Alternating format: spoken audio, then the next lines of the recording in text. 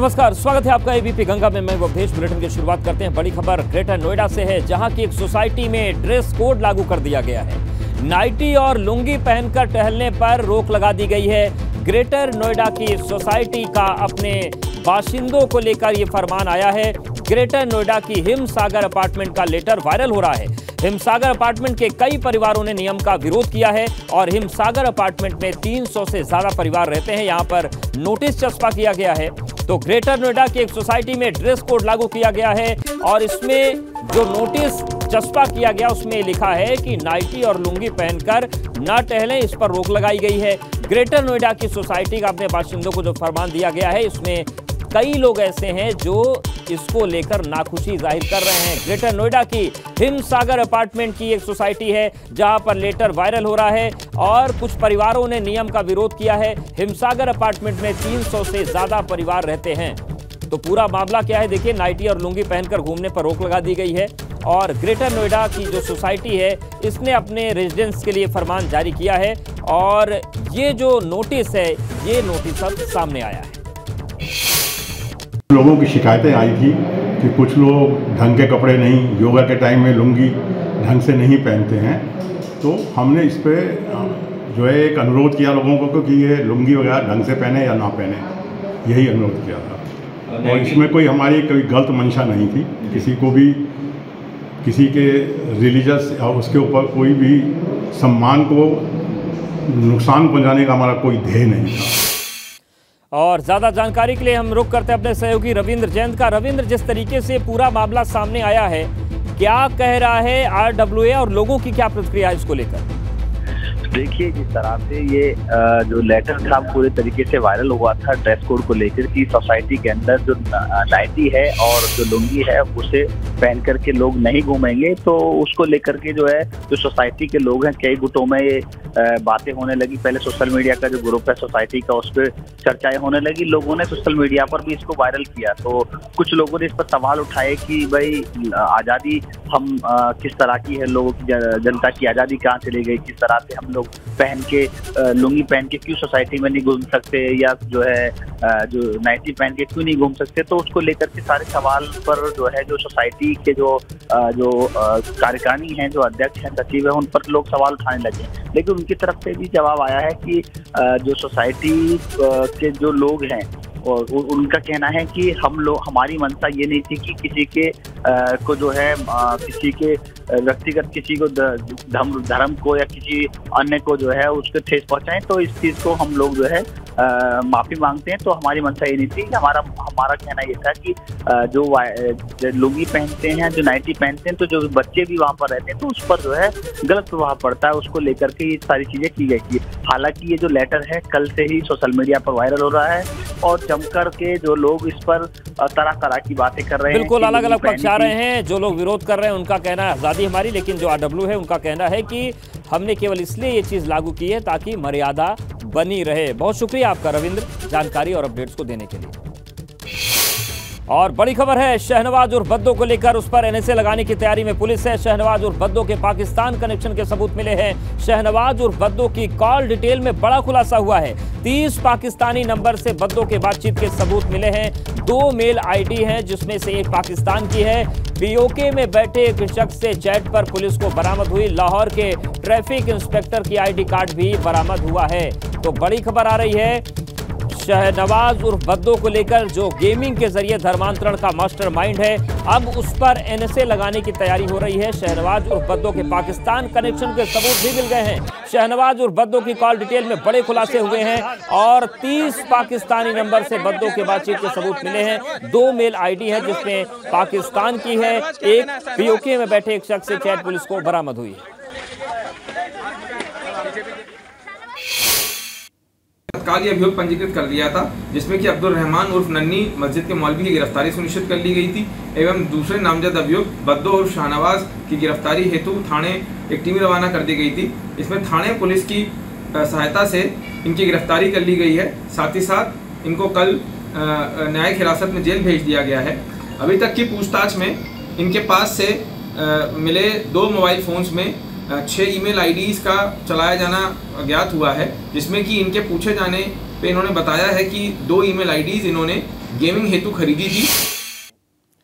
पूर्व मंत्री याकूब कुरैशी के बेटे फिरोज की मुश्किलें बढ़ेंगी। फिर से जमानत खारिज करने के लिए कोर्ट जाएगी पुलिस।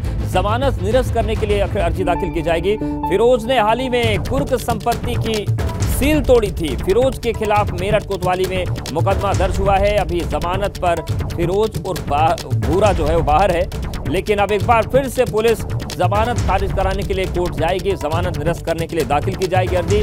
दरअसल फिरोज ने हाल ही में कुर्क संपत्ति की सील तोड़ दी थी। फिरोज के खिलाफ मेरठ कोतवाली में मुकदमा दर्ज हुआ है और अभी वो जमानत पर बाहर चल रहा है।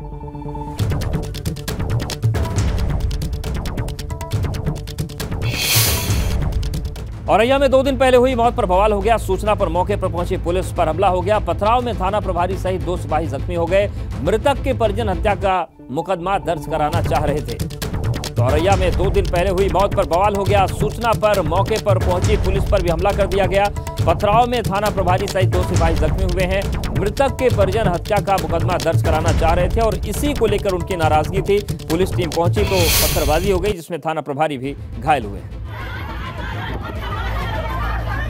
तो आप देखिए किस तरीके से लोगों में नाराजगी है और जब पुलिस टीम घर पहुंची तो लोग भड़क गए, उग्र हो गए और जमकर बवाल हुआ पुलिस पार्टी पर। देखिए किस तरीके से महिलाएं जो है वो महिला पुलिसकर्मी सुलझ रही हैं। दरअसल ये जो पूरी तस्वीर है इसमें जो परिजन है वो चाहते हैं कि मुकदमा दर्ज हो हत्या का। और देखिए ये जो पुलिस की टीम पहुंची, महिला पुलिस भी दिख रही हैं, पुरुष पुलिस भी दिख रहे हैं। महिलाएं बुरी तरीके से इन पर भड़क गईं और पहले खरी खोटी सुनाई गई, उसके बाद उन पर हमला किया। वहीं महोबा में महिला की बेरहमी से पिटाई की गई। ससुर और भाई और देवर पर पिटाई का आरोप लगा है। जमीन विवाद में महिला की पिटाई की गई। सीसीटीवी में मारपीट की घटना कैद हुई है। खेत में बनी झोपड़ियों में आग लगा दी थी। शिकायत के बावजूद पुलिस पर कार्रवाई नहीं करने का आरोप लगा है। तो महोबा में महिला की बेरहमी से पिटाई का मामला सामने आया है। देखिए तस्वीर भी आपको हम दिखा रहे हैं किस तरीके से उसको बुरी तरीके से पीटा जा रहा है। ससुर के भाई और देवर पर पिटाई का आरोप लगा है। जमीन विवाद था और जमीन विवाद के चलते महिला की पिटाई की गई है। सीसीटीवी में मारपीट की घटना कैद हुई है। खेत में बनी झोपड़ियों में आग लगा दी गई थी। शिकायत के बावजूद पुलिस पर कार्रवाई नहीं करने का आरोप है।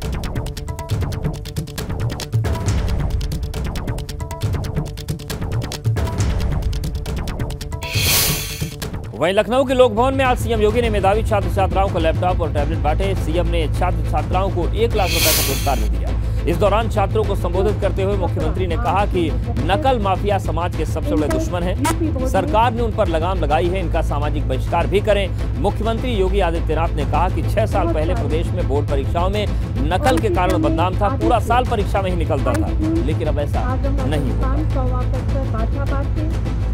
लेकिन सबसे पहली शर्त नकल विहीन परीक्षा होनी चाहिए। उसमें पारदर्शिता भी होनी चाहिए, उसमें शुचिता भी होनी चाहिए। लेकिन प्रश्न पत्र एक सामान्य प्रकृति का होना चाहिए जो उसका मूल्यांकन कर सके। इतना कठिन न हो कि जो परीक्षक है उसको स्वयं उसका उत्तर ना आता। जब बोर्ड की परीक्षाएं होती थी तो नकल के कारण एक तो यूपी बोर्ड बदनाम था, दूसरा एक लंबा समय परीक्षाओं में व्यतीत होता था। मैं अक्सर देखता था हाई स्कूल या इंटरमीडिएट की परीक्षा हो या उच्च शिक्षा में भी 3-3 महीने तक परीक्षाएं होती थी। 3 महीने परीक्षा, 2 से 3 महीने परिणाम आने में लगते थे और 3 महीने फिर प्रवेश में लगते थे। तो 9 महीने तो 12 महीने में से 9 महीने तो इसी में व्यतीत हो जाते थे। तो शेष 3 महीने वे पर्व और त्योहारों में व्यतीत होते थे। तो पठन पाठन कब होता था ये देखने को बहुत कम मिल पाता था। नेपाल सीमा से सटे 9 जिलों में मदरसों की जांच शुरू हो गई है। उत्तर प्रदेश सरकार के अल्पसंख्यक कल्याण मंत्री धर्मपाल सिंह का कहना है कि हमने साल भर पहले मदरसों का सर्वे करवाया था। सर्वे में कुछ तथ्य सामने आए थे। मदरसों की फंडिंग कैसे और कहां से हो रही है उसकी ठीक से जानकारी के लिए उच्च स्तरीय टीमों का गठन किया गया है। 13 जुलाई तक रिपोर्ट आ जाएगी। मुख्यमंत्री को रिपोर्ट दी जाएगी और उसके बाद कार्रवाई। धर्मपाल सिंह जी हमारे साथ मौजूद है। वैसे सर नेपाल की सीमा से सटे जो जनपद हैं उनमें मदरसों की जांच शुरू हो गई है, क्यों ये जांच दोबारा है? क्योंकि साल भर पहले भी एक जांच हुई। साल भर पहले हमने सर्वे कराया था मदरसों का। उस सर्वे में कुछ तथ्य सामने आए। उन तथ्यों के आधार पर कि फंडिंग कैसे हो रही है, उनके आर्थिक स्रोत कैसे हैं, उसको ठीक से जानकारी करने के लिए टीमों का गठन किया। ये उच्च स्तरीय टीम है और ये 13 जुलाई तक रिपोर्ट आ जाएगी। फिर रिपोर्ट आने पर फिर माननीय मुख्यमंत्री योगी आदित्यनाथ जी को हम रिपोर्ट प्रेषित करेंगे। तदनुसार माननीय मुख्यमंत्री जी के निर्देशानुसार फिर कार्रवाई निश्चित करेंगे। सर ये बॉर्डर के ही जिले क्यों चुने गए? ये सिलेक्शन का क्राइटेरिया क्या है? चूँकि 9 जनपद ऐसे हैं जो नेपाल बॉर्डर से सटे। नेपाल बॉर्डर से सटे जो जनपद हैं वहीं पर जो विद्यालय मदरसे सिचुएटेड है, स्थापित हैं, वहाँ जो रिहायशी इलाका है वो ऐसा नहीं है कि वो चंदा जकात कुछ कर सकें। तो संदेह पैदा हुआ, जो सूचनाएं मिली इनको फंडिंग गलत हाथों से आ रही है, तो उन गलत हाथों को रोकने के लिए हमने पुनः सर्वे कराई है और ये उच्च स्तरीय सर्वे जब आ जाएगी तो माननीय मुख्यमंत्री योगी आदित्यनाथ जी को रिपोर्ट प्रेषित करेंगे। उनके निर्देशानुसार फिर कार्रवाई करेंगे। क्या ये टेरर फंडिंग भी हो सकती है? देखिए, संभावना कुछ भी हो सकती है। ये तो अभी बिना रिपोर्ट आए नहीं कहा जा सकता ये फंडिंग कैसे हो रही है। जब फंडिंग की स्रोत आ जाएंगे, फंडिंग की स्थिति निकल कर आ जाएगी, तब कहा जाएगा कि फंडिंग कहाँ से हो रही है। बहुत शुक्रिया। मंत्री जी हमारे साथ थे और उनका कहना है कि जिन मदरसों की जांच हो रही है वहाँ कुछ ऐसे सूत्र मिले थे, सुराग मिले थे जो अवैध गतिविधियों में लिप्त होने की बात सामने आई है। जो फंडिंग हो रही है उनको मदरसों को बाहर से, विदेशों से या स्थानीय स्रोतों से सबका पता लगाया जा रहा है। अगर कहीं भी गड़बड़ी पाई जाएगी तो उनके खिलाफ FIR दर्ज करने की या कानूनी कार्रवाई की जाएगी। कैमरा से विराजू के साथ विवेक त्रिपाठी, ABP गंगा लखनऊ। ताजमहल में टिकटों की रीसेलिंग के मामले नहीं थम रहे हैं। अवैध गाइड और ठग टिकटों की रीसेलिंग कर रहे हैं। रीसेलिंग करने वालों पर कार्रवाई के लिए टीम बनाई गई है। बीते 5 महीने में 175 लोगों के खिलाफ कार्रवाई हुई है। हालांकि इसको रोकने की जो कवायदें हैं वो चल रही हैं, लेकिन मामले थमने का नाम नहीं ले रहे हैं। तो ताजमहल में टिकटों को रीसेल कर रहे हैं कुछ लोग। अवैध गाइड और ठग टिकटों को फिर से बेच देते हैं। पुराने टिकटों को लोगों को ठगने की कोशिश करते हैं। बीते 5 महीने में 175 लोगों के खिलाफ कार्रवाई की गई है। इस ताजमहल पे टिकट रीसेलिंग के 2 मामले पिछले कुछ दिनों में सामने आए हैं। दोनों पे पर्यटन पुलिस द्वारा सुसंगत धाराओं में अभियोग पंजीकृत किया गया है। इसमें मामला ये होता है कि ताजमहल पे जो टिकट काउंटर हैं वहाँ पे कम विंडोज़ खुलने और इंटरनेट की व्यवस्था सही ना होने के कारण कई बार पर्यटकों को समस्या होती है, जिसका फ़ायदा कुछ लोग उठाते हैं। इस ताजमहल पे पर्यटकों को फर्जी या पहले बिके हुए टिकट बेचते हैं। इसके लिए हमने एक टास्क फोर्स बना ली है पर्यटन पुलिस में। एटा में कोर्ट के बाहर पत्नी ने पति को चप्पलों से पीट दिया। दोनों के बीच कोर्ट में विवाद चल रहा था। पत्नी ने पति पर समझौते का दबाव बनाया और पति के मना करने पर पत्नी ने उसकी चप्पलों से पिटाई कर दी। तो एटा के कोर्ट के बाहर देखिए तस्वीर है एटा की, जहां पर मारपीट हुई। पति को चप्पलों से महिला ने पीटा। दोनों के बीच कोर्ट में विवाद चल रहा था। पत्नी ने पति पर समझौते का दबाव बनाया, लेकिन पति के मना करने पर पत्नी उसकी जमकर चप्पलों से पिटाई कर दी।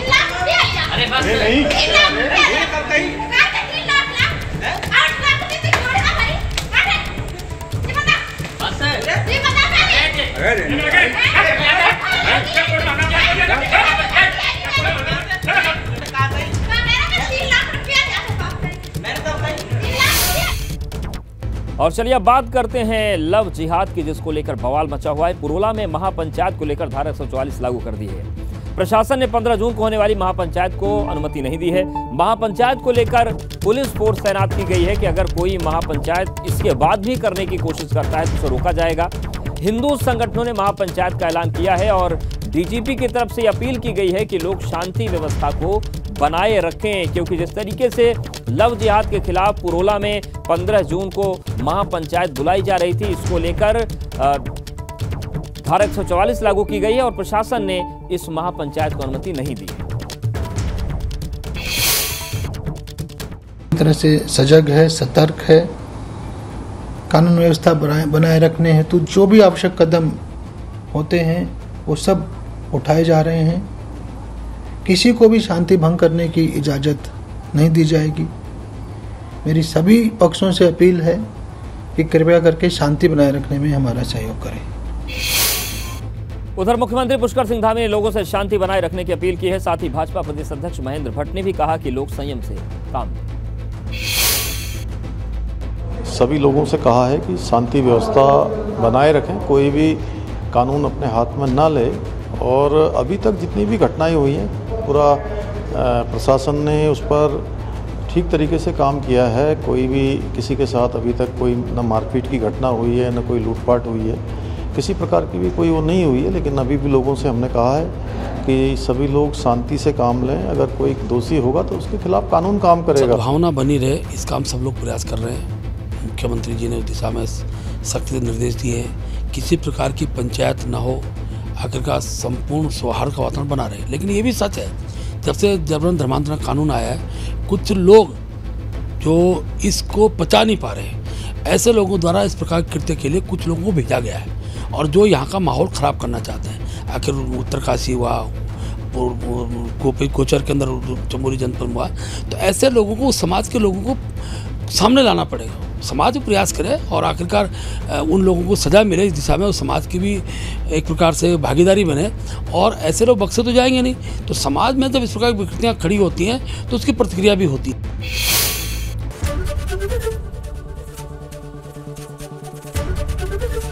एबीपी गंगा, खबर आपकी, जुबान आपकी।